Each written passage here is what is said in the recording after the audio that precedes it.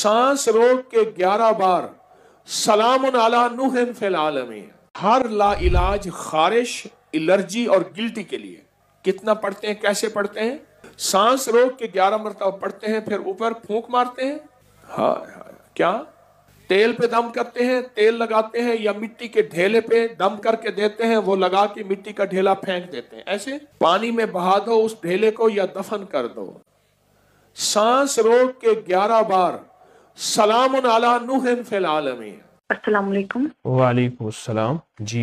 अल्लाह एक और आयत आपने बताई थी कि अगर आपको घर में लड़ाई शुरू हो तो वो पढ़े ना 7 दफा।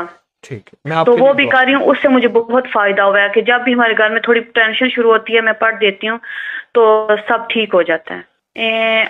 औज़ु बिकलिमातिल्लाहि ताम्माति मिन शर्रि मा खलक़। औज़ु बिकलिमातिल्लाहि ताम्माति मिन शर्रि मा खलक़। शर्रि मा खलक़, ये दुआ है, कुरान पाक की आयत नहीं, ये मसनून दुआ है अल्लाह के नबी की। आप ये कितना पढ़ती हैं और आपके घर में झगड़े खत्म हो जाते हैं? मैं 7 दफा, मैंने एक आपकी प्रोग्राम से सुना था कि 7 दफा पढ़े ना जी, तो वो पढ़ देती हूँ। जब भी कोई टेंशन होना शुरू होती है तो इंशाल्लाह ठीक हो जाती है। औज़ु बिकलिमातिल्लाहि ताम्माति मिन शर्रि मा खलक़। जो बंदा खाने के बाद 3 बार सूरत कुरैश पढ़ेगा, जब पहली दफा पढ़ेगा खाने के बाद, अल्लाह पाक उसको हमेशा बेहतरीन खाने अता फरमाएंगे, लाजवाब खाने।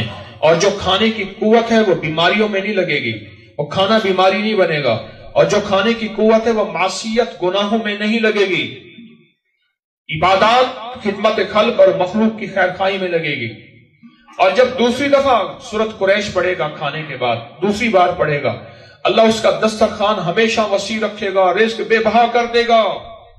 और जब तीसरी दफा सूरत कुरैश पढ़ेगा, अल्लाह उसकी 7 नस्लों को खिलाएगा भी सही, पिलाएगा भी सही, पहनाएगा भी सही इंशाअल्लाह। कितनी दफा सूरत कुरैश? खाने के बाद। 3 दफा सूरत कुरैश खाने के बाद। 3 दफा सूरत कुरैश खाने के बाद।